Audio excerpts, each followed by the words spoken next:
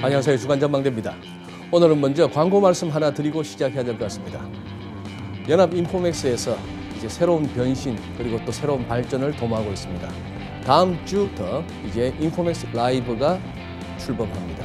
저희 주간 전망대도 금요일 밤 9시에 녹화가 아닌 생방송으로 이제 진행을 하면서 보다 여러분들과 생생한 시장 이야기 그리고 현장감 있는 얘기들을 나눌 수 있을 것 같습니다. 오늘 주간 전망대에서는 최근 미국의 국채 수익률, 즉 시장금리죠. 여기에 따라서 주식시장, 외환시장 할 것 없이 굉장히 변동성이 확대되고 있습니다. 지금 과연 어떤 일이 벌어지고 있는지, 지금 녹화를 하고 있는 이 목요일 오후 이 시간에도 저녁 시간에도 지금 미국채 수익률이 급락을 하고 있고요. 그런 상황인데 환율도 마찬가지입니다. 종가보다도 또 5, 6원 이상 더 떨어지는 엔데프 시세가 확인되는데 무슨 일이 벌어지고 있는지 한번 확인해 보겠습니다. 함께해 주실 분들 소개합니다. 우리은행의 민경원 선임연구원님, 안녕하세요, 민연구원님. 안녕하세요. 네, 하나금융투자의 이미선 연구위원도 나와주셨습니다. 안녕하세요. 네, 안녕하세요. 네, 자, 단도직입적으로 지금 증시, 외환시장 할 것 없이 다들 요즘은 금리만 쳐다보고 있다. 이게 맞는 얘기입니까? 네, 지금 금리에 따라서 주식이나 환율도 같이 영향을 많이 받고 있는 것 같습니다. 금리 오르면 주가 빠지고, 네. 금리가 조금 하향 안정화되면 주식이 좀 힘을 살아나고, 받고, 네. 환율은?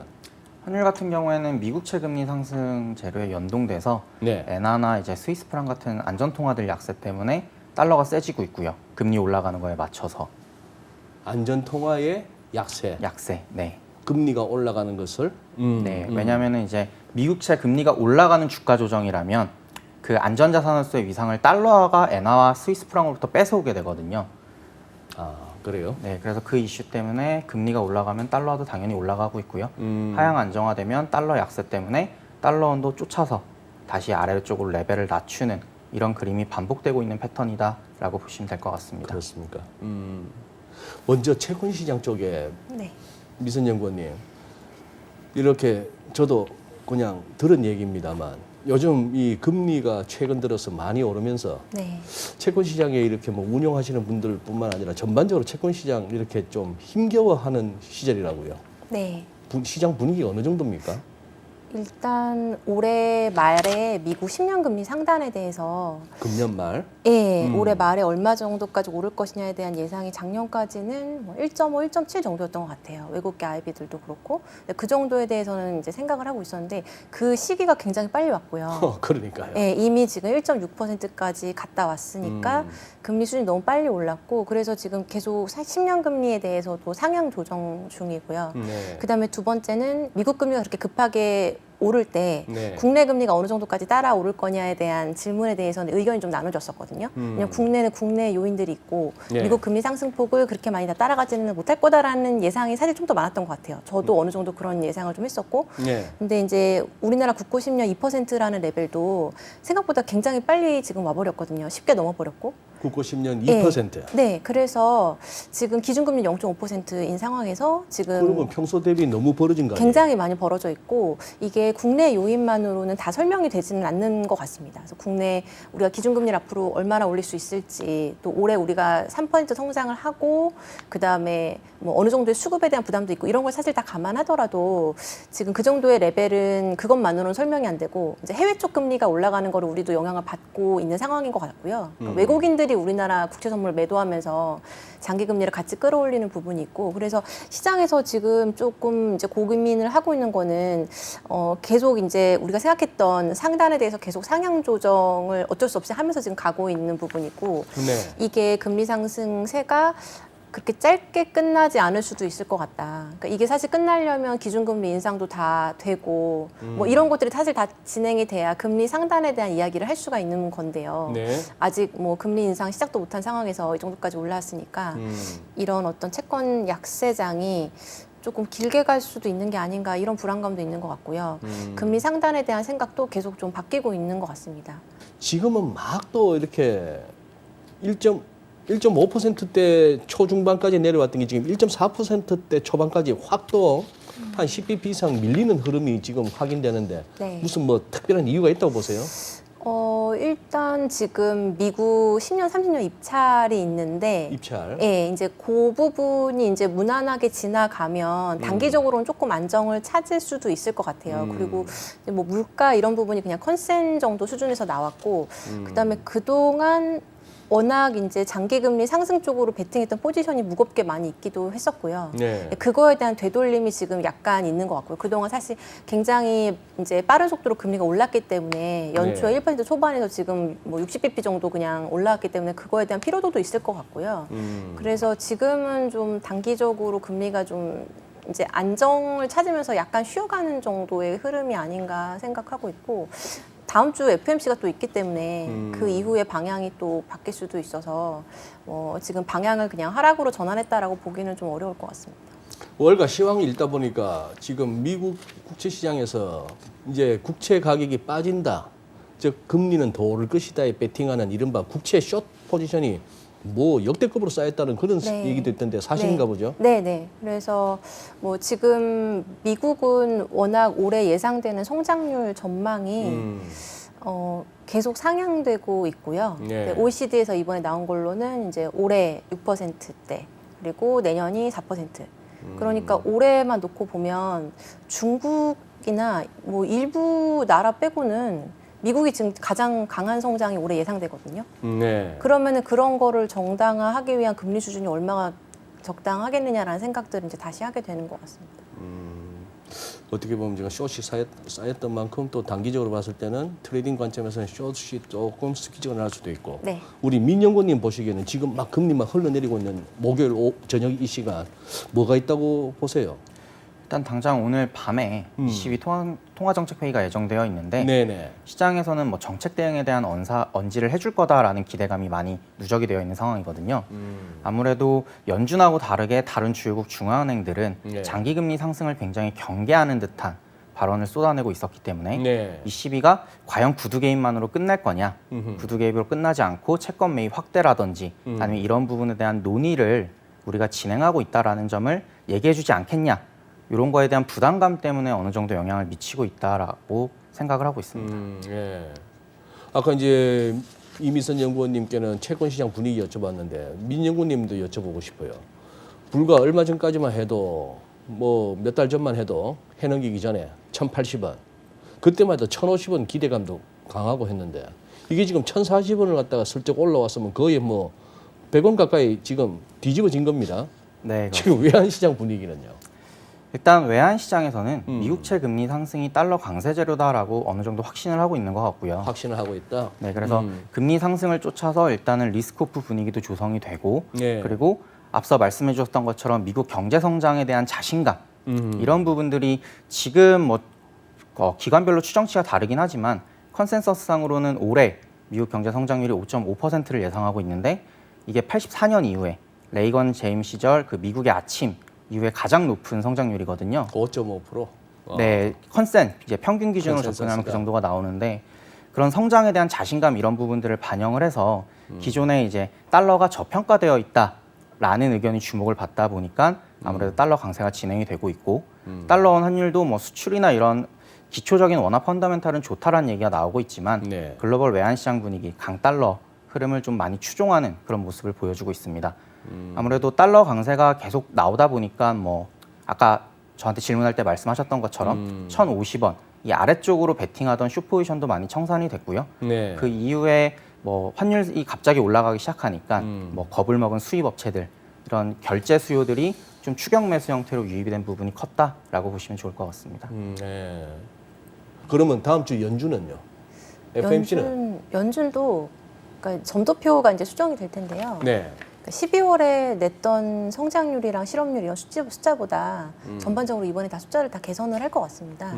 성장률도 원래 12월에 예상했던 게 올해 4%였으니까 그것도 상향이 될 거고, 네. 실업률도 아마 좀 낮출 것 같고, 물가도 높일 것 같고요. 그러면은 전체적으로 미국 경제에 대한 전망을 연준 위원들이 상향 조정하는 거라서 네. 연준이 뭔가 추가적으로 완화 정책을 낼 만한 명분이 사실 이제 별로 없는 상황인 것 같고요. 완화 결국에는 이제 네.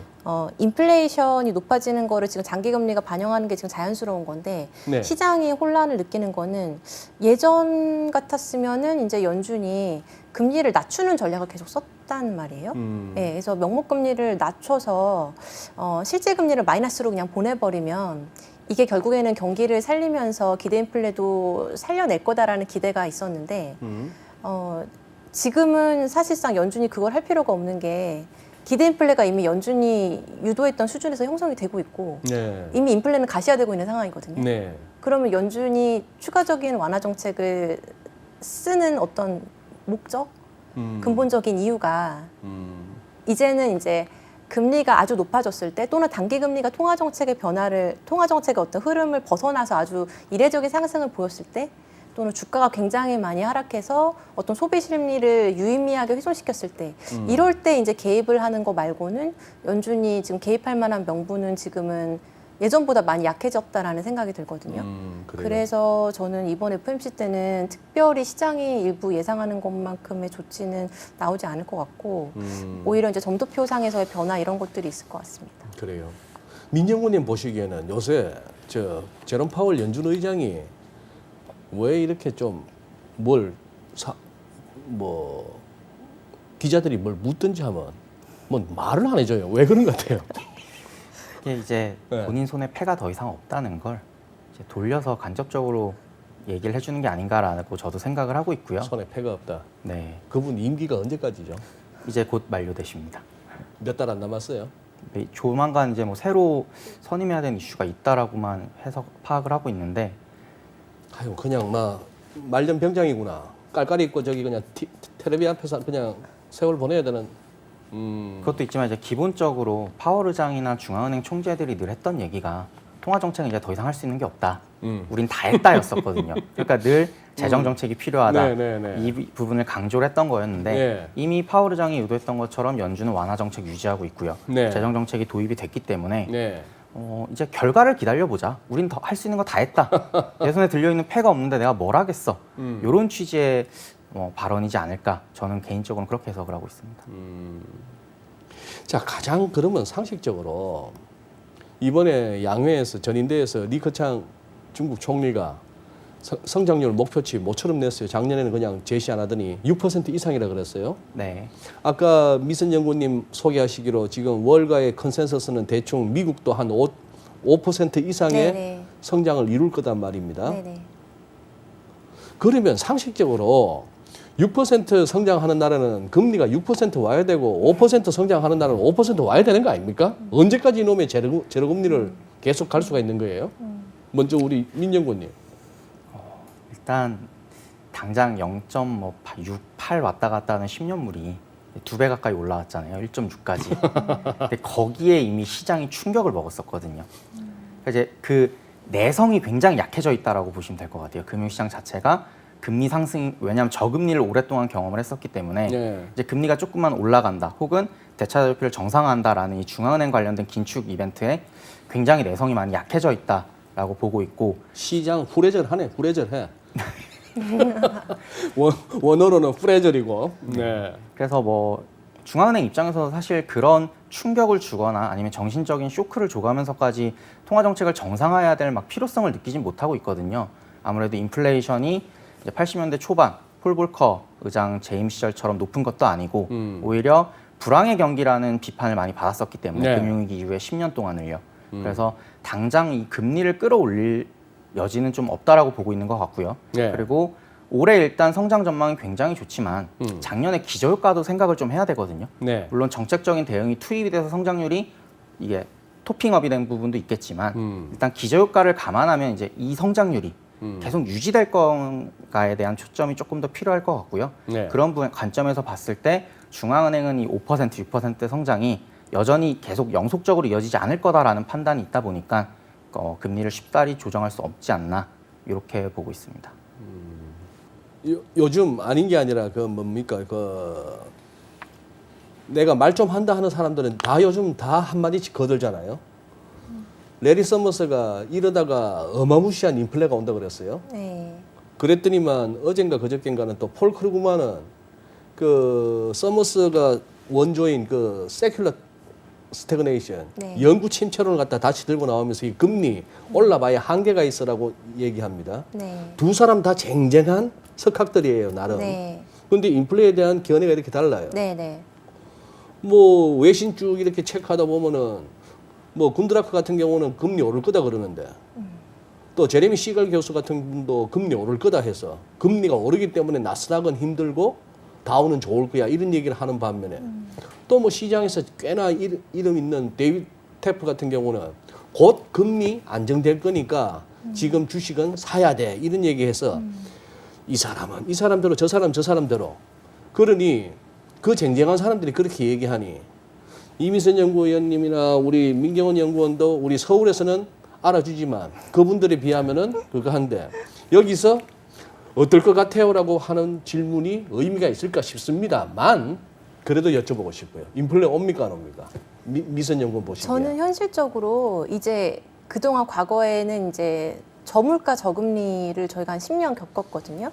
근데 그렇죠. 지금은 약간 달라질 수는 있을 것 같아요. 달라질 수 있다. 중물가 중금리. 중물가 중금리. 네, 그러니까 제 생각에 그 정도의 국면으로는 충분히 현실적으로 가능하다고 생각이 되고요. 그러니까 일부분들이 이야기하는 뭐 하이퍼 인플레이션 이런 것까지는 사실 저도 잘 가늠은 되지 않고 그렇다고 해서 우리가 이번만 그냥 특이한 케이스고 내년에 되면 다시 또 영구적인 저금리 시대로 옛날처럼 돌아간다라는 부분에 대해서도 몇 가지 달라진 부분은 있는 것 같아요. 예를 들면 이제까지 금융위기 직후에 대응했던 것들은 이제 QE 확대였거든요. 근데 그거는 중앙은행이 이제 금융기관의 유동성을 공급한 건데 그거는 사실 상당 부분은 초과 지준을 통해서 중앙은행이 다 회수가 됐거든요. 근데 사실 그거가 이제 목표로 했던 거는 어떤 심리적인 부분 그리고 자산 가격을 상승시키는 쪽으로 작용을 했고요. 실물 경제 자체에 직접적으로 유동성이 공급되지는 않았어요. 그래서 실제로 인플레가 오진 않았거든요. 근데 이번 같은 경우에는 QE도 단기간에 굉장히 많이 했지만 네. 그냥 적자 재정을 편성하면서 그냥 실물 경제에 실제로 돈이 들어갔고 이게 지금은 이제 예금이란 형태로 가게들이 그거를 아직은 쓰고 있지 않고 있어요. 네네. 그래서 예금에 들어갔기 때문에 M2가 지금 다 우리나라 미국이나 급증해 있는 상황인데 요게 실제로 이게 경기가 회복이 되면 이게 지출로 풀리면서 물가를 끌어올릴 수 있을 것 같고요. 그다음에 두 번째는 인플레이션에 대한 기대 자체가 실제로 조정이 되면 연준이 의도한 대로 조정이 되면 한 가지 생각해 볼 수 있는 거는 돈의 유통 속도 자체는 빨라질 수 있을 것 같아요. 왜냐하면 예전에 금리가 낮을 때는 우리가 예금으로 예치한 돈에 대해서 특별히 고민할 일이 없거든요. 네네. 근데 이게 물가가 계속적으로 어느 정도 한 3% 정도로 매년 오를 수 있다. 그게 뭐 3%, 4% 정도 오를 수 있다. 이런 인식이 저희가 모든 대다수의 사람들이 있으면 굉장히 돈의 흐름은 빨라질 수 있을 것 같아요.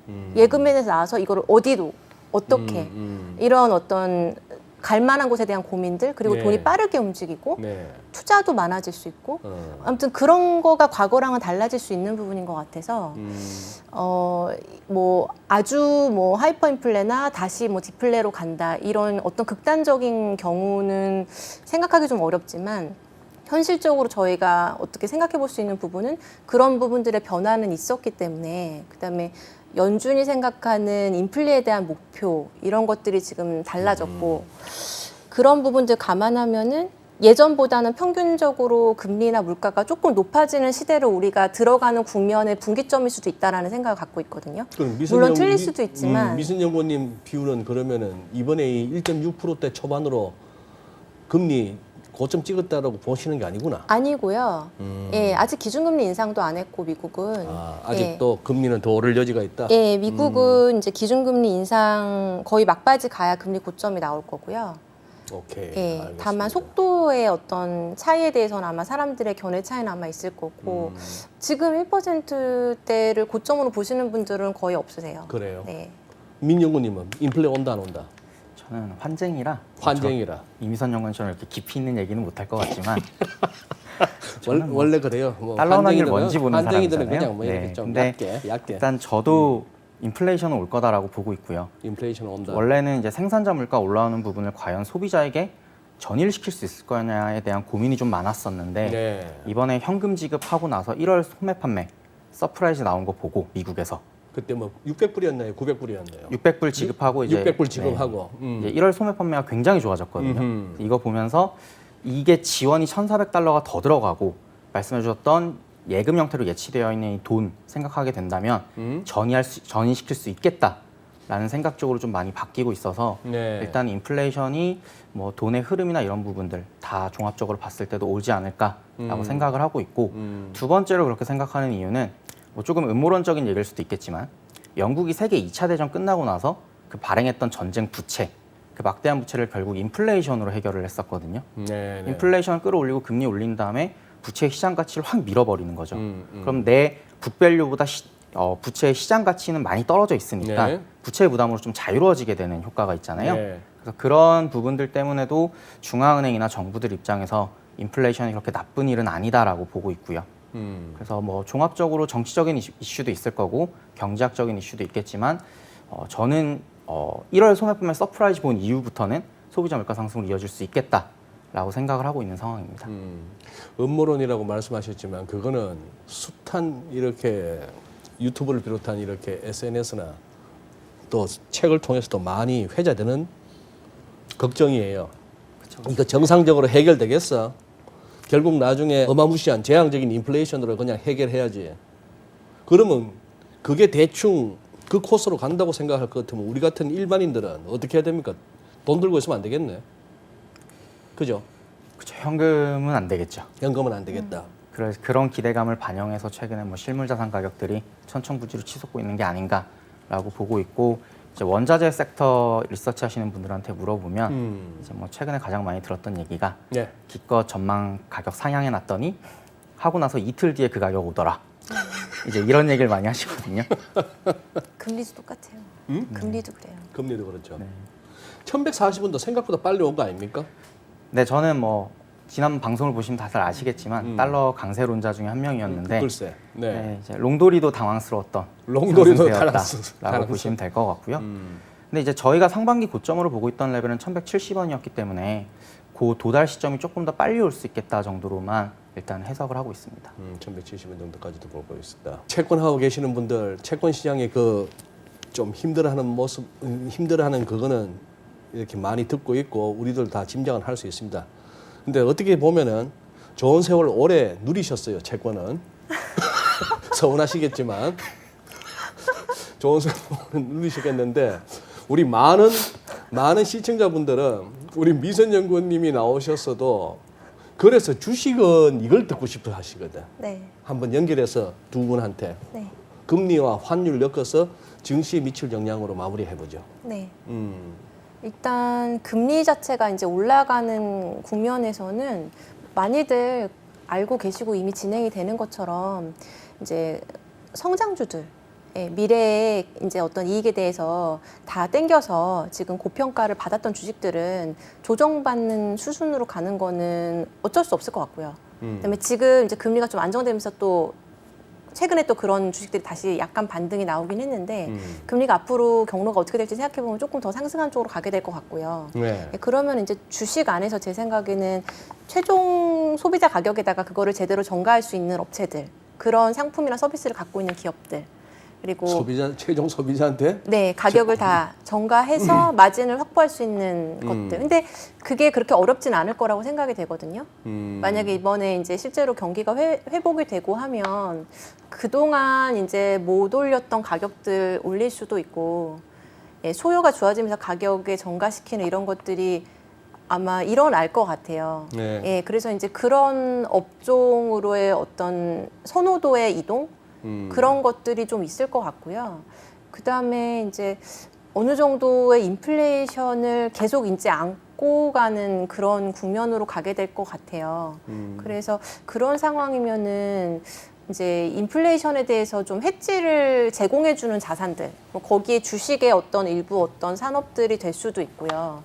그 다음에 채권 안에서는 크레딧물이 조금 더 나올 수 있다고 생각을 하고요. 크레딧물이라 하시면 네. 회사채요. 회사채. 네, 이제 금리 조금 더 높게 주는 것들, 그래서 금리가 오를 때 조금 그런 거에 대해서 이제 커버를 해줄 수 있는 그런 채권들, 그 다음에 이제 물가채 같은 경우에 그동안 이제 가격이 너무 많이 올라와 있기는 한데, 이번에 이제 좀 가격 조정이 돼서 조금 매력적인 수준으로 간다면 그런 부분에 대해서도 메리트가 있을 수 있다고 생각이 돼요. 그래서 어쨌든 좀 인플레이션이 있을 수 있는 환경에서 이렇게 그걸 해지할 수 있는 자산들 거기에 주식도 포함이 된다고 생각하고요. 주식도 포함된다. 네. 그래서 왕년에는 늘 인플레이션 해치 수단으로 금을 언급했는데 금이 네, 네. 힘을 못 써요.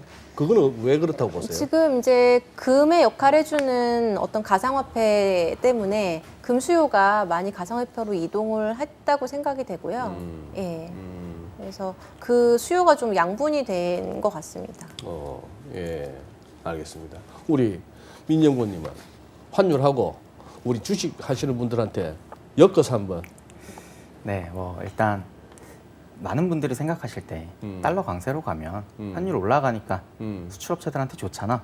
이 개선되겠네. 이렇게 생각을 하시는데 사실 실상은 달러가 강세로 가게 되면 신흥국들은 자본 이탈 얘기가 무조건 나옵니다. 자본 이탈. 네. 뭐 그래서 최근에 뭐 얘기 많이 나왔던 게 작년에 그렇게 좋았던 뭐 아시아 채권 시장들 달러채 뭐 매각하고 있다. 이런 얘기도 나오고 있고요. 그 달러 강세가 안 좋은 이유는 결국에 신흥국들이 가지고 있는 이 막대한 부채들 때문이거든요. 네. 달러가 강세로 가게 되면 뭐 신규 발행은 당연히 어려워질 거고 그리고 기존에 갖고 있던 부채를 상환할 때 상환 부담이 올라갈 수밖에 없거든요. 더 많은 자국 통화를 줘서 달러를 바꿔야 되니까요. 네. 그래서 이런 부분들이 좀 투심의 악재로 작용할 여지는 충분히 있다라고 보면 될 것 같고 뭐 최근에 미국 경제 성장 전망이 워낙 좋아지고 이러면서 신흥국에서 미국으로의 자본 이동 얘기도 꾸준히 나오거든요. 그래서 이런 부분들을 조금 염두에 둘 필요는 있다라고 보시면 좋을 것 같고 다만 이제 그런 와중에도 뭐 앞서 말씀을 해주셨지만 섹터를 어떻게 찾아서 들어갈 거냐 환율 상승 뭐 신흥국 자본 이탈에서도 그걸 버텨낼 수 있는 애들 뭐 예를 들자면 최근에 이슈가 있었던 반도체 같은 데가 되겠죠. 네. 반도체 같은 경우에는 뭐 자동차 반도체 공급 부족 뭐 쇼티지 이런 얘기가 나오는데 그런 업종을 찾아갈 수 있는 전략이 필요하지 않을까라고 보고 있고 뭐 주식하시는 분들이 제 얘기를 별로 좋아하시진 않을 거예요. 근데 뭐 환율이 빠질 때도 사실 작년 하반기에 외국인 자금이 우리나라 주식시장에 그렇게 많이 들어오진 않았었거든요. 예, 그랬죠. 오히려 지금의 달러 강세는 단기적으로 자본 이탈을 더 걱정해야 될 때가 아닌가라고 좀 보수적으로 접근할 필요가 있어 보입니다. 지금 배당금, 역송금 이런 거는 지금 시기적으로 끝났나요? 아직도 진행 중입니까? 지난번에 똑같은 거 질문하셨잖아요. 네, 아직 시작은 안 했습니다. 시작도 안 했어? 보통 4월을 저희가 배당 역송금 시즌이라 보니까 네, 이제 준비를 시작하겠죠. 자국으로 보내려면 내가 배당 얼마 받을지 이런 거 생각해보고 이걸 어떻게 나눠서 보낼지 혹은 그냥 한 번에 소화할지 커스터디 통해서 이런 부분들에 대한 논의 준비를 할 단계지 아직은 역송금을 걱정할 단계는 아니라고 보시면 될 것 같아요. 그리고 아까 글로벌 외환시장에서의 달러 강세를 그동안 반영했다라고는 설명을 해주셨지만 암만 해도 뭐 한 40억 가까이 되는 무역 수지, 뭐 70억 달러 정도 되는 경상 수지 이런 걸 그 흑자를 갖다가 감안하면 어떻게 이렇게 환율이 안 빠져요? 그 수급 측면에. 일단 수급 측면에서 봤을 땐 저는 경상수지를 가지고 환율 분석하는 걸 그렇게 선호하지 않거든요. 저도 그렇게 교과서로 배웠지만 배우기는 다들 그렇게 네, 배우는데. 뭐 경상수지 흑자고 무역수지 흑자면 달러 공급이 많다는 얘기다. 공급 부담 때문에 환율이 빠져야지라고 저도 배웠는데 실제 외환시장에서 제가 업무를 하고 있잖아요. 네. 네, 그렇게 크게 상관없고요. 네. 뭐 월요일 아침 9시에 한국 수출이 잘 나왔다. 서프라이즈가 터졌네라고 해서 모든 수출업체들이 달려들어서 달러 매도하지 않습니다. 그러니까? 그들도 그들 나름의 전략이 있고 고점까지 오면 우리가 팔게 이런 부분도 있고 실제로 이렇게 환율이 갑작스럽게 상승할 때는 아무리 수출이 좋아도 수입업체들의 매수세가 더 강해요. 무섭잖아요. 더 올라갈게. 나는 달러로 결제를 해줘야 되는데 달러 환율이 80원에서 40원까지 올라왔습니다. 30원 조금 빠지면 사야죠. 50원, 60원까지도 보는 그 공포 심리가 조성이 됐으니까요. 그렇기 때문에 이 수급적인 측면에서 봤을 때 뭐 최근에 말씀하신 것처럼 중공업 수주 물량이라던가 아니면 뭐 반도체 수출호조 이런 부분들이 반영은 되고 있지만 그렇게 막 경상수지라는 하나의 숫자로 봤을 때 접근할 수 있는 환율 분석에선 그 분석하고는 조금 괴리가 많이 나 있다라고 보시는 게 맞을 것 같아요. 괴리가 나 있다. 네.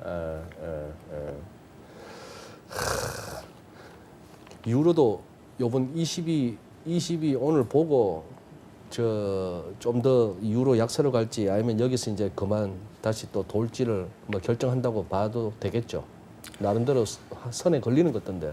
네, 지금 이제 뭐 이종 쪽에서도 좀 공격적으로 유로를 매도하긴 힘든 레벨까지는 왔고요. 이제 여기서 우리가 봐야 될 건 이 시비도 있겠지만 결국에 성장 격차거든요. 왜 성장 격차를 말씀을 드리면 작년 하반기에 유로가 왜 강세로 갔냐? 2021년은 유로존의 해다. 미국보다 성장 잘 찍을 거야였는데 그게 이미 연말부터 조금씩 무너지기 시작을 했었어요. 그리고 방점을 찍었던 게 1월과 3월. 그 OECD 같은 경우는 어제 나왔거든요. 엊그제 나왔던 것 같은데 그 성장 전망 자체가 미국의 토핑업이 훨씬 강해요. 네. 상향 전망이 폭이 훨씬 크고 네. 유로존은 이제 OECD 기준으로 말씀을 드리면 상대적인 정책 대응이 부진하기 때문에 뭐 완만한 회복세다 해서 0.3%포인트만 올렸거든요. 네. 근데 미국은 3.3%포인트를 올렸습니다. 그리고 아까 잠깐 말씀을 드리려다 빼먹었는데 그래서 일각에서 무슨 얘기를 하고 있냐면 올해 2005년 이후에 처음으로 미국의 전 세계 성장 기여도가 중국을 상회할 수도 있다라는 네. 얘기까지 나오거든요. 중국 같은 경우에는 오히려 최근에 성장 전망 개선된 걸 보면은 뭐 8 예상하다가 7.8, 뭐 7% 후반대까지 다시 밀리고 있는 형국이라 네.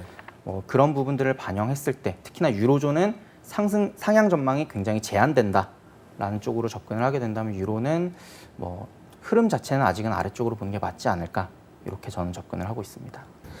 미순 연구님 마지막으로 네네. 벌써 지금 슬슬 1조 9천억 달러 그거 네. 뭐 목요일이나 금요일 날 바이든 대통령 서명하고 나면은 벌써 그 다음을 막 얘기하게 하던데 네. 뭐 2조인가 3조인가 네. 그 가능성 있다고 보세요? 이번에 통과되고 나서요. 추가로 더 재정 정책을 더 펴는 쪽으로요. 네. 명분은 약하지 않을까 싶은데요. 이미 충분히 이것만으로도 성장이나 인플레에 대한 부분들이 높아져서 네. 이게 근데 아마 이번에 지표 나오는 거에 달라질 것 같은데요. 실제로 이제 고용 시장 회복되고 네. 그다음에 소비 회복되는 게 확인이 되면 아마 추가적인 정책 나오지는 않을 것 같습니다. 근데 지금 흐름으로 봤을 때는 지금 이미 미국이 어느 정도 어떤 어려워진 환경 속에서도 적응하면서 이제 경제 활동이 좀 돌아가는 모습들이 나타나고 있거든요. 네. 그래서 제 생각에는 추가적인 재정 부양의 필요성은 좀 적어지지 않았나라고 생각하고 있습니다. 작년 같은 장은 아닙니다. 보니까 작년에는 환율도 원외였고 그렇죠. 주식 뭐 채권도 그렇게 고민스럽지는 않고 주식은 저가 매수 작전은 늘 이렇게 바로바로 유효했는데 이제는 좀 이 변동성이 모든 금융시장 분야별로 다 들어와 있네요. 그만큼 또 두 분은 더 바쁘시겠습니다. 뭘 쓰기도 말씀하시기도 조심스러울 테고. 그렇죠. 예. 네, 그래요. 오늘 고맙습니다. 네. 여기서 마무리하겠습니다. 고맙습니다. 네, 이번 시간에는 저희 주간 전망대 최고의 티키타카 듀오 모셨습니다. 인포맥스 라이브에 출연하셔서 시장 정보 생생하게 전해주실 두 분이시죠. YG경제연구소 차영규 소장님, 안녕하세요. 안녕하십니까. 레모니스지 김민수 대표님 나오셨습니다. 안녕하세요, 김 대표님. 안녕하십니까. 네. 자, 저희 이제 주간 전망대에서 이제 두 분을 모시기는 조금 이제 힘들어지지 않나 싶기도 한데 그래도 시장이 핫하거나 시장이 또 어수선하면은 언제든지 체포영장 발급하겠습니다. 출동 준비하겠습니다. 오늘 외인이 1조 7천억 정도 샀나요? 그 정도? 네, 1조 7천억 정도 종가에 종가에 뒤집었던 걸로 알고 있습니다. 개인은 1조 넘게 팔았고 네. 요거 옵션 만기라서 그렇습니까? 아니면 의미 있는 시간들입니까? 일단 뭐 내마녀의 날의 흐름들 쪽에서 연장선상으로 보게 되면 일단 파생 상품 시장을 조금 더 이해를 하실 필요가 있을 것 같은데요. 네네. 네, 그 부분까지 잠깐 더 설명을 드리게 되면 네. 기존에는 이제 코로나19 사태와 함께 어떻게 보면은 이제 경기가 제대로 못 돌아간다라는 타격 때문에 쉽게 말씀드리면은 선물이 더 싸고 현물이 높은 그런 구조로 갔었죠. 그러다 네. 보니까 저희가 보통 얘기는 백오데이션. 백오데이션. 이런 상태로 가서 쉽게 말씀드리면은 그동안 어떤 싼 선물을 매수하고 현물을 매도하는 그러니까 즉 프로그램 매도가 우위를 갖는 구조로 이게 나가기 시작했습니다. 네. 이게 벌써 한 1년 됐죠. 근데 지금 최근에 동향을 보게 되면 이 선물과 현물 차이가 이제 바뀝니다. 경기가 이제 회복되기 시작한다는 시그널이 나오다 보니까 그 선물과 현물의 차이인 베이시스죠. 이게 지금 계속 마이너스권에 있다가 이제 조금씩 이제 바뀌기 시작합니다.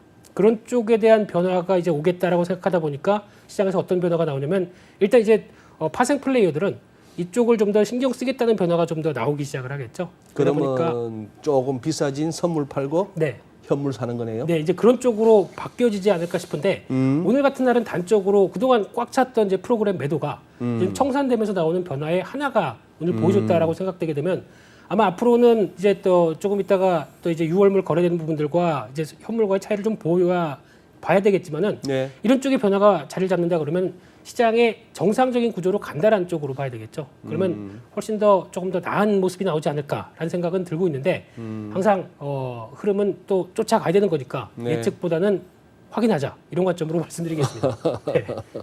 예. 차 소장님께는 거의 여쭤보겠습니다. 네. 뭐 소장님도 여기저기 이제 많은 매체에 이제 출연을 하시는데 최근 한 일주일 정도는 미국 금리 얘기만 하셨죠. 거의 그 정도 아닙니까? 근데 분위기가. 저는 금리 얘기를 좀 다른 방향으로 생각을 했습니다. 그러니까 이제 결국 금리에 대한 것들은 이제 시청자분들께서 많이 들으셨을 테고, 많이 들으셨을 테고. 금리에 따라서 주식시장이 일희일비한 것을 이제 많이 확인을 하셨을 겁니다. 네. 근데 이제 금리와 미국 시장이 움직이는 것은 어느 정도 연동이 있다라고 보여지는데 이것도 저는 생각이 좀 다르합니다만 또 미국 시장과 국내 시장의 또 여파는 또 다르다.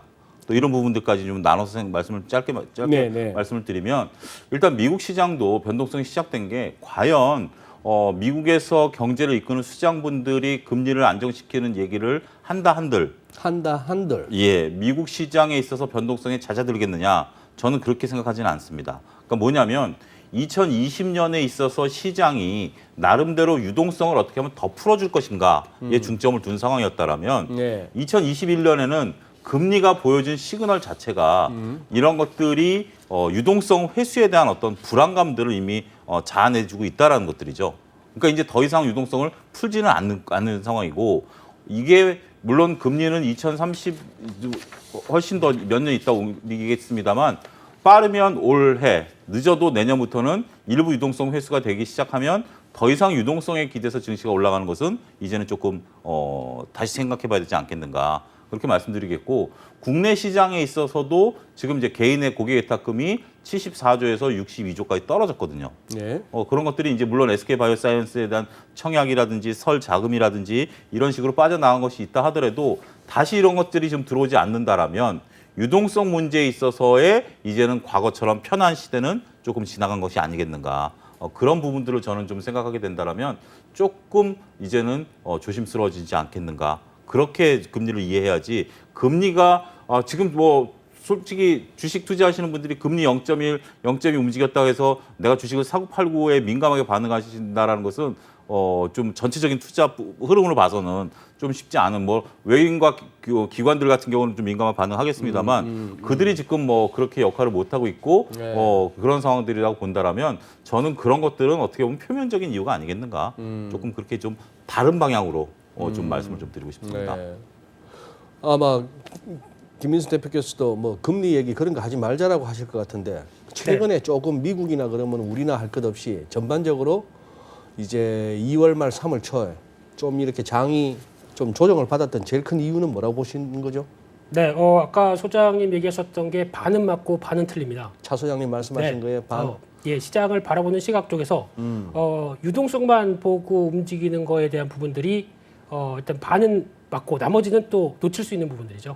네, 그러다 보니까 쉽게 말씀드리면 작년부터 시장이 이제 강하게 올라왔던 대표적인 흐름들이 첫 번째가 유동성이죠. 그건 다 네. 아는 사실입니다. 네. 무조건 돈 풀었죠. 네, 살리려고. 그리고 또 하나가 지금 코로나19 때문에 고생하고 있는데 언젠간 끝날 거 아니냐. 그럼 언젠간 경기 회복이 다시 회복보다 정상화겠죠.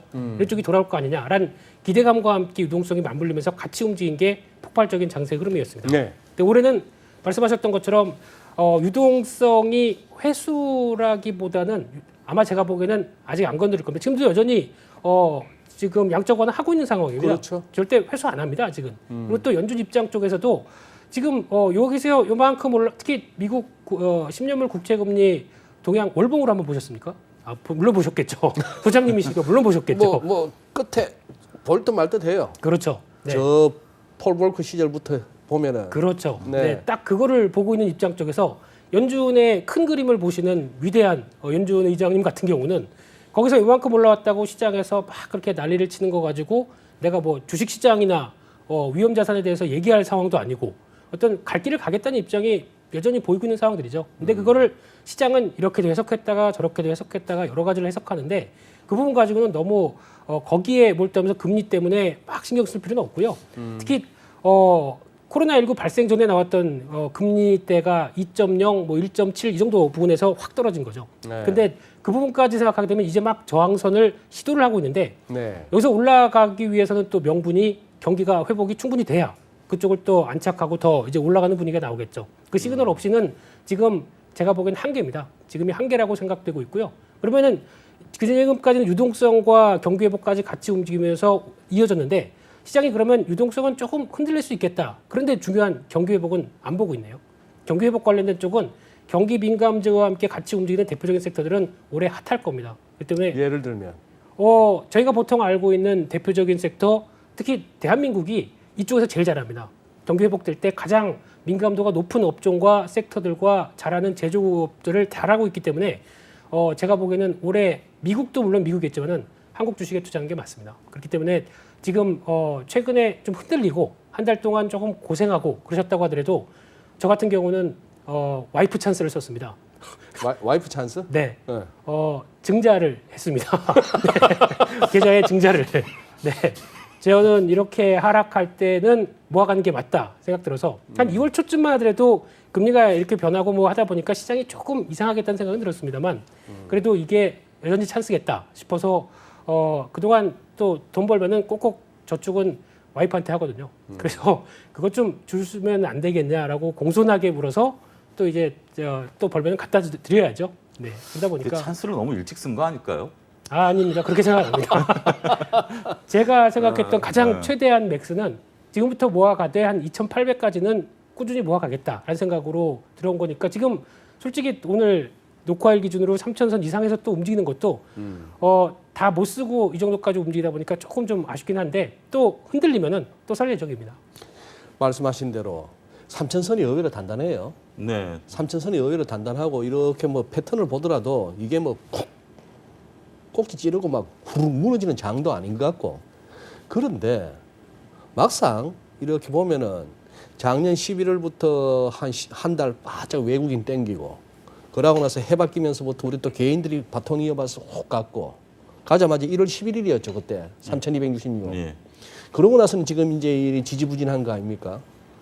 뭐 지수는 그렇다 치더라도 이렇게 보면은 뭐 바이오 종목들이나 뭐 2차 전지나 뭐나 할 것 없이 1월 달에 의욕적으로 들어오셨던 분들은 지금까지 재미가 없어요. 저도 들어오기 전에 이제 뉴스를 하나 보고 들어온 게 있는데 네. 코스닥 하락률이 올 들어서 코스닥 하락률. 전 세계에서 일단 수위에 좀 들어갈 정도로 가장 맞습니다. 많이 빠졌다 지금 얘기를 하고 있죠.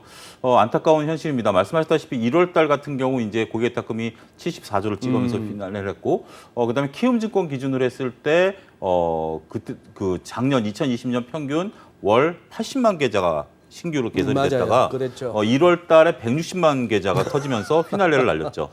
그런 부분들이 상당히 이제 어떻게 보면 이제 뒤늦게라도 1월 달까지 많은 동학개미 운동에 이제 뒤늦게 참여하신 분들이 많은데 그 이후로 이제 지수가 조정받기 시작을 했고요. 네. 그러면서 이제 고객탁금이라든지 뭐 IPO라든지 이런 쪽으로 자금들이 빠져나가기 시작하니까 동력을 잃었고 코스닥 같은 경우는 신뢰를 잃을 만한 사건들이 많았죠.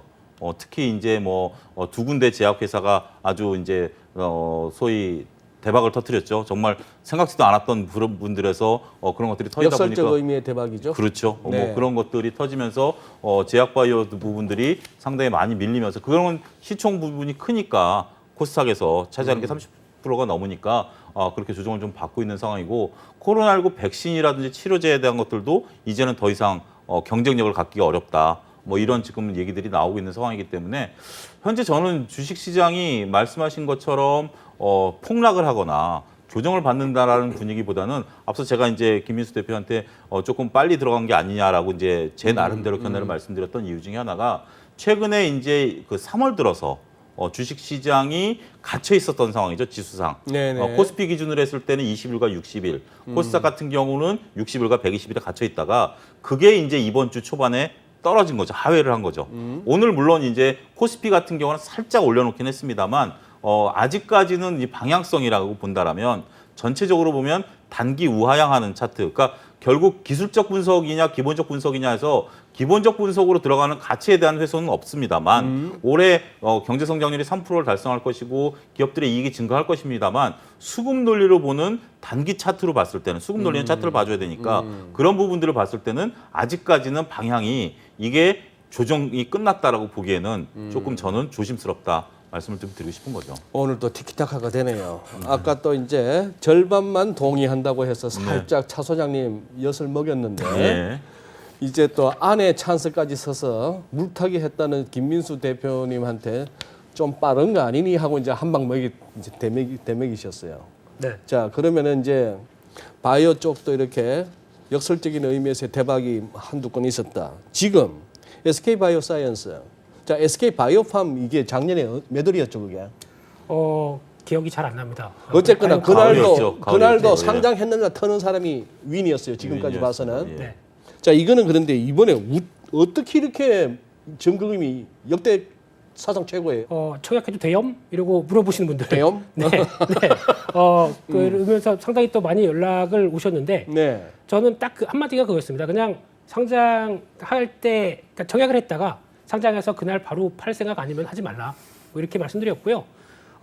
솔직히 여기서 뭐 밸류 측정은 제 머리로는 도저히 안 되는 상황들이고 게다가 또 물론 이제 그런 건 있었습니다.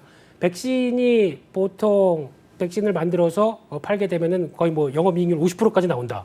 뭐 이런 얘기가 나오면서 기대감은 컸는데 지금 백신 생각할 때가 아니라고 생각됩니다. 백신, 치료제 다 과거 얘기로 지금 묻혀가고 있는 상황들이죠. 시장은 항상 앞을 봅니다. 그렇기 때문에 SK 바이오사이언스가 갖고 기대를 너무 크게 하지 않으셨으면 하는 게 가장 큰 바람이고요. 그래서 물론 지금 청약증거금과 함께 또 이거 한 주만 사도 한 주만 당첨돼도 한 10만 원 벌겠다라고 하는 약간 어떻게 보면 복권을 좀 편안한 복권으로 생각하시면서 하시는 분들이 좀 많지 않았나 생각은 들고 있는데 시장은 또 그렇게 녹록지는 않을 걸로 보여지고 있고요. 그러다 보니까 이번에는 일단 잘 파시는 게 더 좋지 않을까 싶습니다. 김민수 대표가 밸류 계산을 못한다니까 제가 해드리겠습니다. 일단 우리가 SK 바이오팜만 놓고 본다라면 먼저 SK 바이오팜의 학습 효과를 보게 된다라면 SK 바이오팜이 상장되면서 시총 16조를 달했습니다. 네. 고점에 있었을 때. 근데 SK 바이오팜이 주력이 뇌전증 치료제거든요. 네. 좀 특수한 분야죠. 그게 글로벌리 전 세계 시장 규모가 8조입니다. 그러니까 SK 바이오팜이 전 세계 뇌전증 치료제 시장에서 공이 혼자 매출을 일으킨다 하더라도 시총이 더 높았다라는 거죠. 그러니까 지금 시총이 제가 오늘 아침에 바이오사이언스를 보면서 하니까 시총이 지금 8조더라고요.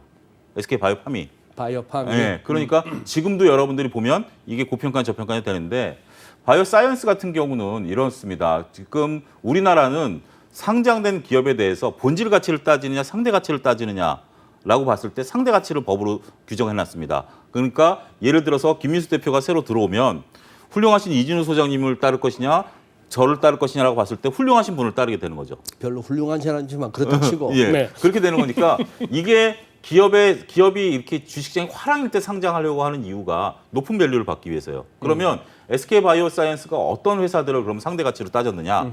스위스의 로젠, 그다음에 삼성 바이오로직스, 중국의 우한 제 이름 모르겠습니다만 거기 세 군데를 했습니다. 이 세 군데의 특징이 CMO 업체들입니다.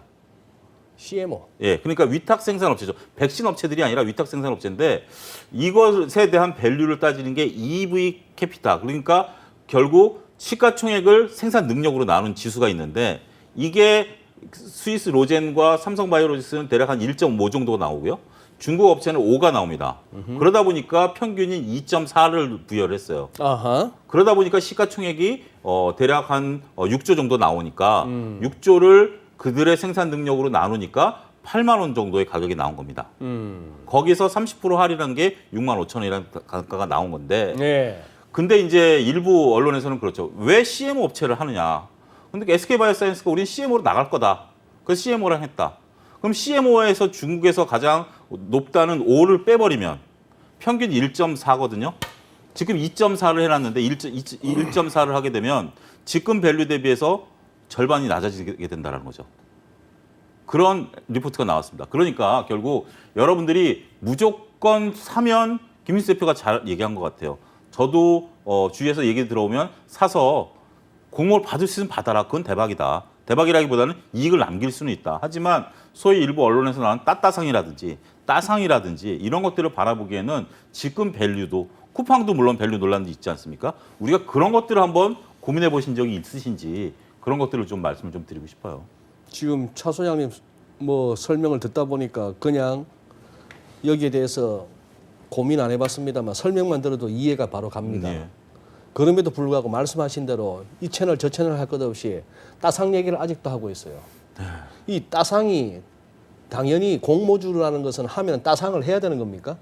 그렇게 알고 있는 시각 자체가 문제죠. 네, 그거를 깨는 사건이 한 번쯤은 나올 겁니다. 네, 무조건 IPO만 하게 되면은 분명히 대박이다라고 하는 쪽은 이제 앞으로 갈수록 나올 텐데, 근데 지금은 또 당장 어제 미국 시장에서 녹화할 기준으로 어제죠. 로블록스라는 회사 또 상장이 됐죠. 이 회사는 저희 아들도 게임을 하다 보니까 상당히 관심이 저도 높았는데, 그래서 저도 한번 매매를 해보려고 어제 준비 다 하고 하다가 11시에 잠들었습니다.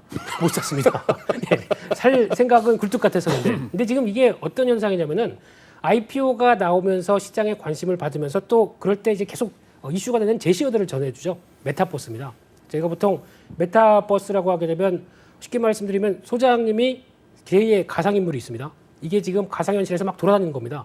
저는 자도 가상현실에서 막 대화를 할 수 있게 만들어 놓는 이런 상황이 나오다 보니까 이게 왜 인기가 되냐면은 쉽게 말씀드리면 이제 K 팝의 주역들이 여기서 또 가상현실이 나와서 팬 사인회도 하고 뭐 이런 식으로 나오다 보니까 인기가 상당히 높아지는 부분들이 나오고 있는데, 이런 쪽을 대변하다 보니까 이 로블록스라든가 뭐 또 유니티라는 회사가 있죠. 이 관련된 소프트웨어 업체들이 또 부각을 받는 게 현실이긴 한데, 그런 어떤 이슈가 특히 뭐 밸류나 이런 것들을 무관심합니다. 지금 일단 돈 갖다가 이슈가 던져져서 그것에 따라서 주가가 움직이는 이런 현상을 본다라고 하게 되면 일단 진입하는 거죠.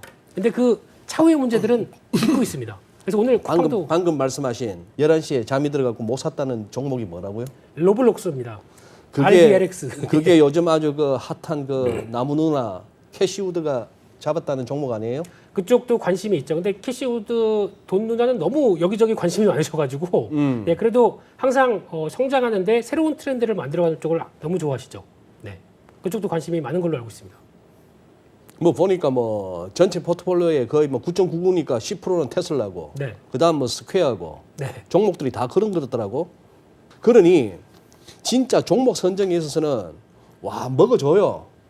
이렇게 앞서가는 거야. 세상이 이렇게 달라가는 걸 탁탁탁탁 선점해서 이렇게 치고 간다라고 할 수 있는 데다가 또 보면 또 뭐 온갖 동전주 이상한 주식들 그거 뭐 한 지분만 25% 30몇 %씩 갖고 있더라고. 그거는 뭐 요만한 연못에 저 고래 한 마리 들어가 있는 거 아니에요. 그렇죠. 뭐 그런 식인데 어쨌거나 그 돈 누나가 캐시우드 캐서린이라서 캐시죠. 네. 그 우드 누나가 요새 핫하긴 핫해요. 네. 매일 저녁 뭐 이렇게 보면 채널 돌리다 보면 인터뷰하고 있던데. 나오시죠. 예. 얼마 전에 테슬라하고 저 비트코인 한번 바짝 띄우고 나서 현재까지는 그 단가 아래 아닙니까? 두 개 다. 그 위미 지금 현재 비트코인은 위고 네. 테슬라는 약간 좀 주가는 아직 아니죠. 테슬라는 조금 아니고. 네. 그리고 그 뭐 아크도 보니까 그 동안에 오른 거는 엄청나던데 금년에는 뭐 올랐던 거 다 까먹은 상황이고. 맞습니다. 근데 그런 그 나무 누나 믿어도 됩니까? 나는 김민수 대표보다 더 믿음이 안 가. 솔직히. 그럼 저는 저도 그렇습니다. 덜 믿음이 간다. 아니 김민수 대표는 믿음이 가는데. 예. 죄송합니다. 제가 좀 까칠했습니다. 죄송합니다. 네. 근데 지금 모르겠습니다. 지금 보통 저희가 얘기하기는 앞으로의 산업이 커질 걸 생각하고, 그러니까 즉 그분이 테슬라에 계셨었죠. 그러다 보니까 테슬라의 성장을 충분히 맛봤었습니다. 이런 회사가 남들이 다 안 된다, 니네 그러다가 제대로 된 회사를 만들겠느냐라고 지탄받다가 이렇게까지 성장하다 보니까 이 부분을 안 거죠. 그래서 거의 뭐 지금 추종자가 된 상황 쪽에서 그럼 나도 주식 투자를 할 때 일단은 지금 뭐 밸류 계산 아니면은 지금의 순이익을 얼만큼 내느냐 이거보다는 앞으로에 대한 전망만 생각하고 특히 산업이 활발히 바뀌었을 때 그때 사람들이 관심을 갖게 되면은 그때 나올 수 있는 여러 가지 밸류를 다시 재평가할 때 충분히 그때 누리겠다라고 하는 전략이라고 봐야 되겠죠. 이런 부분들을 워렌 버핏 형님이나 네, 피터 드러커 이런 분들 욕하시겠죠. 근데 지금은 또 그게 기류로 나가다 보니까 그런 쪽이 먹히는 것 같은데 저는 절대 반대하고 싶습니다. 네. 제가 우리 차 소장님 의견은 네. 어떠신지 모르겠는데 그 아크 인베스트먼트 거기 그 ETF에 매일매일 보유 종목을 딱 매일 공개한다는 자체가 예. 저는 참 그 대목에서 저는 좀 놀라웠던 거는 네. 보통 월별 아니면 분기별이잖아요. 그렇죠. 얼마나 자신만만하길래 작년 같은 장에서야 매일매일 공개하고 매일매일 어제보다 뭐 적어도 4, 5%씩 전체적으로 막 올라가고 하는 그런 수익률을 자랑하면서 공개하는 건 좋습니다만 시장이라는 게 늘 그럴 수가 있나요? 조정도 필요하고 어떨 때는 조금 이렇게 깊은 조정도 나올 수 있는데 그런 상황에서는 그거는 얼마든지 공격당할 수 있는 공격당한다라기보다는 그들이 왜 그런 것을 공개하느냐. 따라와 달라는 거겠죠. 그렇죠. 저는 그렇게 생각을 합니다.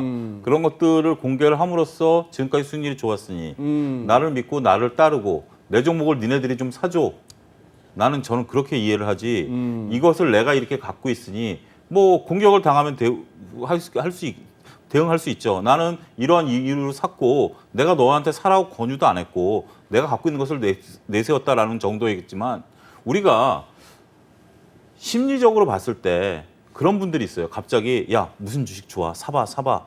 근데 여러분들 이것은 제가 이제 좀 못된 마음을 먹어서 말씀드리는 건데 A라는 사람이 저도 물론 옛날엔 좀 그랬어요. 어떤 주식을 사서 좀 물리면 여기저기 얘기하는 좀 스타일을 보인 경우도 있어요. 지금은 절대 아닙니다. 저는 지금은 절대 그런 방송 윤리 규정을 지키는 선한 사람입니다만 주니어 시절에는 이게 사람이 쫓기다 보면 그런 마음을 먹었었던 적도 저는 없다라고 부정은 안 하겠습니다. 하지만 그러다 보니까 이제 누군가 어떤 주식에 대해서 자신이 막 그렇게 얘기를 하는 것이 결코 좋아 보인다라든지 긍정적으로 보이지는 않는다라는 거죠.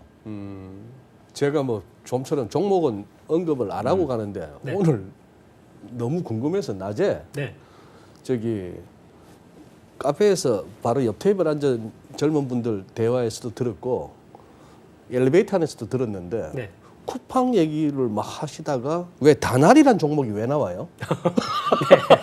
그거는 뭐죠? 왜 네, 그렇죠? 다날이 최근에 오늘도 강했죠. 네, 네. 네, 그 대표적인 흐름이 쿠팡에 이제 두 가지로 다날이 움직이는 게 있는데 첫 번째는 쿠팡의 협력사다. 협력사. 네. 근데 전자결제를 쓰는데 뭐 쿠팡 쪽과 뭐 돈 단도직입적으로 쓰는 상황은 아니지. 이거만 쓰는 건 아니죠. 그 회사만 하는 건 아닐 거 그렇죠. 아니에요. 네, 근데 그런 부분들과 함께 또 하나 최근에 비트코인이 강하다 보니까 이 회사에서 발행한 페이코인이라고 있습니다. 페이코인. 네. 지금 오늘 쿠팡이 또 관련주다 보다 보니까 다 글로 몰려가면서 오늘만 페이코인이 한 40% 올랐습니다. 그러다 보니까 이런 쪽과 연결되면서 자기네가 이제 앞으로 하겠다라고 하는 코인이거든요. 그래서 회원 가입하시면은 뭐 5코인을 주고 거기다가 매일 출석하면 0.01인가 또 주고 뭐 이런 쪽으로 해서 기반을 확대하려고 노력하고 있습니다. 이게 인기가 있으면 어떤 현상이 나오냐면은 사람들이 다 회원 가입합니다. 그럼 다 5코인씩 주겠죠. 공급이 늘어나네요. 그리고 또 출석만 하게 되면 계속 또 쌓이게 됩니다. 공급이 점점 늘어나는데 이게 저 기반이 확대돼서 보니까 안에 내용들이 뭐 편의점 가서도 쓸 수 있고 어디 뭐 커피숍 가게 되면 10% 할인이고 뭐 이런 쪽이 있는데 이걸 가지고 그러면 활용을 할 수 있는 부분보다 공급도 같이 늘어나는데 이 부분에 대해서는 수요 공급의 논리에 따라서 보게 되면 뭐 이게 지금 가격으로 한 뭐 지금 2,000원대 뭐 3,000원대 왔다 갔다 하는 걸로 알고 있는데 이게 뭐 몇십만 원대 갈까요? 저는 잘 모르겠습니다. 네. 뭐 비트코인은 뭐가 있어서 지금 6천만 원 넘어갑니까? 그렇죠. 야 이러니 아직도 멀었어 저는. 이런 질문하는 거 보면 수준이 참 낮아도 한참 낮아요. 아닙니다. 저도 비트코인에 대해서는 물론 공부를 좀 이렇게 해보려고 하다가도 뭐 공부를 열심히 안 한 것도 있습니다만 비트코인 투자하시는 분들 보면 참 한심하다 느끼시겠습니다만 글쎄요 뭐 주식을 하는 입장에서 보면 밸류만 이렇게 따지던 입장이 되다 보니까 밸류가 없는 것들을 단지 시세만 가지고 흐름을 본다라는 것들 차트만 갖고 이 흐름을 본다라는 것에 대해서는 쉽게 저는 동의하기 어려운 좀 면들이 좀 있는 것 같아요. 알겠습니다. 저는 비트코인을 지금까지 2번 매매해봤습니다. 작년부터 올해까지. 네. 근데 왜 매매를 하냐면요. 가치에 대해서는 모르겠습니다. 소장님과 똑같은 의견입니다. 아직 네. 저도 꼰대인가 봅니다. 그래서 소장님이 꼰대라는 얘기가 아니고요. 그런 얘기로 들리는 거 늦었어요. 뭔 소리 해도 내가 꼰대란 얘기야. 그러니까 근데 그런 스타일, 그런 게 좀 과거의 사고, 구경제에 대한 사고 방식이 아직도 커서 네. 종목도 그런 쪽으로 하는데 왜 제가 이걸 하냐면은 저에 대한 기술적 타이밍을 한번 시험해 보고 싶어서. 네, 그래서 매매를 2번 했는데 또 이제 제가 잘하는 거는 그거거든요. 매수들 이렇게 밑으로 쫙 깔아놨다가 걸리면 되고 그것 때문에 밤잠 못 자고 하기는 힘드니까. 근데 그럴 때마다 덜컥 걸리는 때가 있습니다. 줍 하는 경우가 그렇죠. 있구나. 예. 그래서 그러면 또 잘 걸렸다 싶어서 또 위로 쭉 깔아놓고 그러다 보니까 또 걸릴 때 있고 뭐 이렇게만 매매를 하는데 참 이제 분봉이나 이 차트 간밤 사이에 나왔던 부분을 보게 되면 저는 자고 있는 사이에 이런 일이 일어났구나라는 쪽이 다 느껴지다 보니까 참 많은 생각이 들긴 합니다만 그 이상도 저한테는 아닌 것 같습니다. 조금은 이렇게 심란하실 만한 시기입니다. 우리 네. 투자자분들이 마지막으로 이렇게 드릴 만한 제가 또 못 여쭤봤던 거 마지막 멘트 부탁합니다. 지난 방송에 제가 나오면서 소장님이 얘기하셨던 게 뭐 봄날이 언제 오겠느냐 뭐 이런 얘기 하셨었는데 그때 너무 꽃샘추위 없습니다. 네. 바로 여름입니다 하셨지. 네, 너무 강한 뷰로 말씀드려서 혹시 그거를 마음에 담으셨다가 혹시나 조금 불편하게 생각하셨던 분들한테 일단은 사과 먼저 드리겠습니다.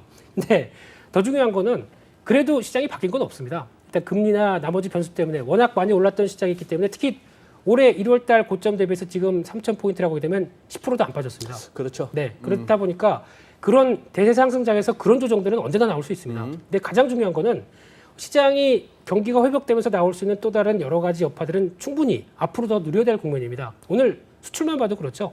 여전히 반도체, 자동차 헐헐 날고 있습니다. 네. 이런 쪽에서 지금 당장 내 주가가 안 간다고 해서 지금 펀더멘탈은 계속 좋아지고 있는데 그런 주가의 시세만 보고 실망을 하면서 주식 못하겠다라고 생각하시면은 혹시나 또 3개월 뒤, 6개월 뒤 가면 꼭 후회하십니다. 그렇기 때문에 지금은 경기가 회복되면서 나올 수 있는 나의 종목과 보고 있는 계좌와 또 밸류도 한번 계산해 보시면서 올해 실적 동향들 체크해 보시면서 여전히 지금은 밀리면은 가격만 밀렸을 때는 당연히 살 기회입니다. 뭐 여러 가지 얘기 많죠. 외국인이 판다, 금리가 어쩌다 이런 얘기는 그냥 노이즈입니다. 그렇기 때문에 그를 충분히 활용하셔서 좋은 종목 저점 매수에 살 수 있는 기회로 만들으셨으면 정말 좋겠습니다. 네, 알겠습니다. 차 소장님. 네.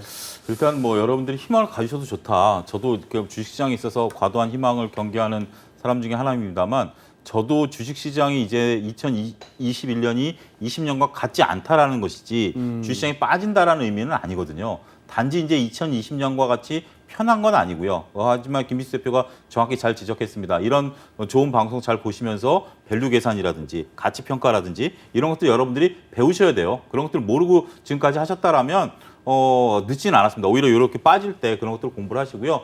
그리고 이제 코로나19 백신 지금 이제 접종이 시작되지 않았습니까? 우리나라도 벌써 녹화일 기준으로 5만 명이 넘어섰는데 이제 코로나19 이제 끝나가는 긴 터널의 끝이 보이는 그런 상황입니다. 어떻게 될지 모르겠습니다만 일단은 2020년처럼 암울한 끝이 안 보이는 상황은 아니고 다행스럽게도 우리나라 경제 성장률이 3%를 넘었을 것이다라는 것은 이구동성으로 하는 얘기고요. 중국도 현재 지금 전인대에서 대략 한 6% 정도의 경제 성장률을 내세워 놓은 상황이기 때문에 지금 조정은 건강한 조정이다. 네. 단지 너무 서두르지는 마시라. 그런 말씀을 드리는 것뿐이지 결국 주식시장은 다시 힘을 받을 가능성이 있기 때문에 잘 견디고 좋은 종목 발굴에 더욱더 박차를 가하십사 그렇게 말씀을 드리고 싶습니다. 네, 알겠습니다. 주간 전망대를 이렇게 녹화로 하는 거에 마지막 시간을 우리 두 분 기타카 최고 듀오를 모시고 했습니다. 다음 주부터는 또 이제 이 연합 인포맥스 라이브를 통해서 매주 월요일 날 만나주시면 좋겠고 또 저희 주간 전망대에도 두 분 초대할 일이 있으면 꼭 좀 시간 내주시기를 부탁드립니다. 이번 주 주간 전망대 여기서 마무리하도록 하겠습니다. 고맙습니다.